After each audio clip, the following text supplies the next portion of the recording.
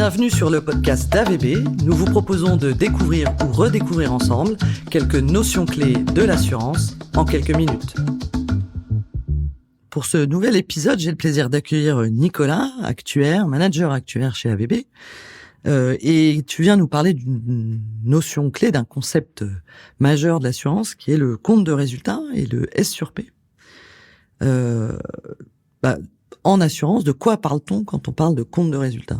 Alors, la réponse n'est pas forcément simple parce qu'on peut faire référence à plusieurs éléments.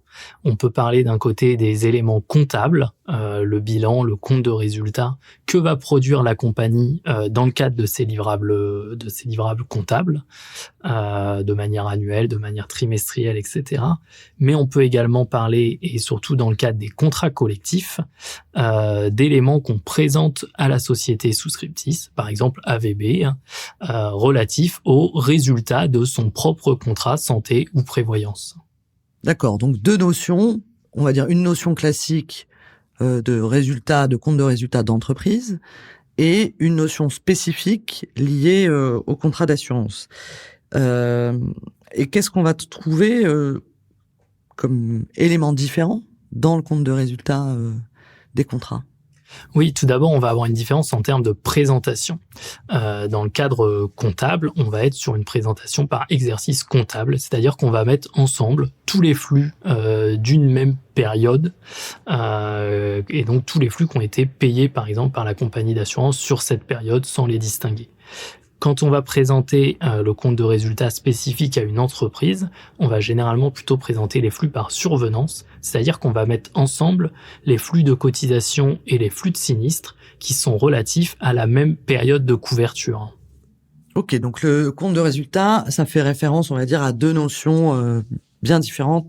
D'un côté comptable, d'un autre côté compte de résultat du contrat d'assurance. Mais pourquoi est-ce qu'on fait des comptes de résultat des contrats d'assurance ? Alors déjà, on le fait parce que c'est une obligation légale qui provient de la loi E20. Ensuite, on le fait parce que ça a un réel intérêt, que ce soit pour la compagnie en termes de pilotage économique du contrat ou d'information sur les consommations pour les assurés, pour la société qui a souscrit le contrat. On va présenter par exemple des éléments sur le reste à charge. Est-ce qu'il y a des types d'actes sur lesquels les assurés ont encore un reste à charge important, par exemple. C'est des éléments qui peuvent aider la société qui a souscrit le contrat à choisir si elle doit modifier les garanties ou pas. Et du côté de la compagnie d'assurance, ça nous permet de voir si les tarifs sont en cohérence avec les prestations qui sont proposées. Donc le compte de résultat du contrat d'assurance, c'est un outil de dialogue avec les entreprises qui ont souscrit au contrat, ou même un outil de dialogue interne pour mesurer la performance du contrat, sa rentabilité. Exactement, et généralement, ces résultats sont partagés donc à la fois avec l'entreprise, mais à la fois avec les partenaires sociaux, les syndicats, le CSE, etc. de l'entreprise. Alors, comment on produit ces comptes de résultats du contrat d'assurance ? Tout d'abord, on va aller chercher dans les systèmes de gestion l'ensemble des éléments relatifs au contrat, c'est-à-dire les cotisations et les prestations. Et ensuite, on va également regarder les sinistres qui sont soit en cours de règlement, soit qui devraient être réglés dans le passé, c'est-à-dire les provisions. On va également venir retirer tout ce qui va être les taxes que la compagnie d'assurance doit reverser à l'État. On va venir également retirer les chargements, c'est-à-dire les frais qui avaient été prévus pour rémunérer peut-être le courtier qui a apporté le contrat, peut-être le délégataire de gestion qui gère au quotidien tous les flux de remboursement, etc. Donc, produire un compte de résultat du contrat d'assurance, c'est pas un mince travail. Est-ce qu'il y a des spécificités par rapport à un compte de résultat comptable ? Oui, on va en avoir certaines, notamment en termes de présentation. Dans un cas, on va être sur une présentation plutôt par exercice de survenance pour les contrats justement qu'on présente aux entreprises, parce que ça nous permet de mieux voir l'équilibre entre les sinistres et les cotisations, notamment lorsqu'on a fait des évolutions de garantie ou des évolutions des cotisations. Ça nous permet de voir si l'ajustement qu'on a fait a bien eu l'effet escompté. Du coup, tu nous parlais des provisions. C'est quoi les provisions dans cette mécanique de constitution des comptes de résultats ?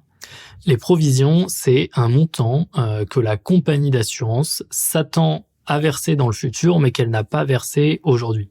Par exemple, sur un contrat santé, vous avez environ 2 ans pour demander le remboursement des soins que vous avez eus. Donc, quand la compagnie va faire le compte à la fin de l'année, il y aura peut-être des montants que les assurés n'auront pas encore présentés et que donc la compagnie dont la compagnie d'assurance n'aura pas tenu compte. Et ben, l'objectif, c'est de tenir compte de notamment ces déclarations tardives. Sur la prévoyance, ça peut être également la manière de tenir compte de rentes qu'on va verser sur plusieurs années, par exemple dans le cadre des rentes éducation. Donc les provisions sont un élément clé pour avoir un compte de résultat le plus précis possible, le plus fiable possible, vis-à-vis du risque auquel est exposé l'assureur. Exactement, c'est ça qui nous permet d'avoir une bonne vision du résultat avant même que l'ensemble des sinistres soient réglés.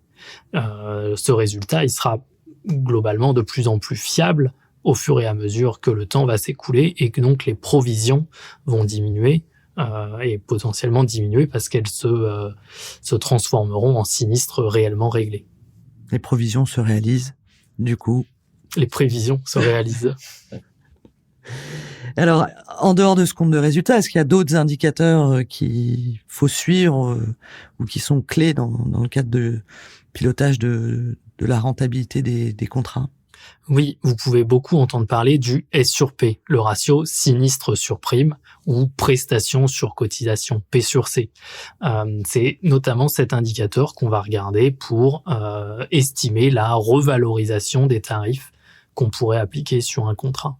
Donc c'est vraiment un ratio qui va comparer le montant des sinistres réglés ou à régler, donc les provisions, au montant des cotisations. Et du coup, si ce ratio est supérieur à 100%, bah, ça veut dire que la compagnie d'assurance perd de l'argent et il faut donc s'attendre à ce qu'on ait à subir une augmentation tarifaire. Si je comprends bien, le S sur P, c'est l'indicateur clé pour aller renégocier les contrats d'assurance. C'est exactement ça. Mais dans ce cas, il faut espérer qu'ils soient inférieurs à 100.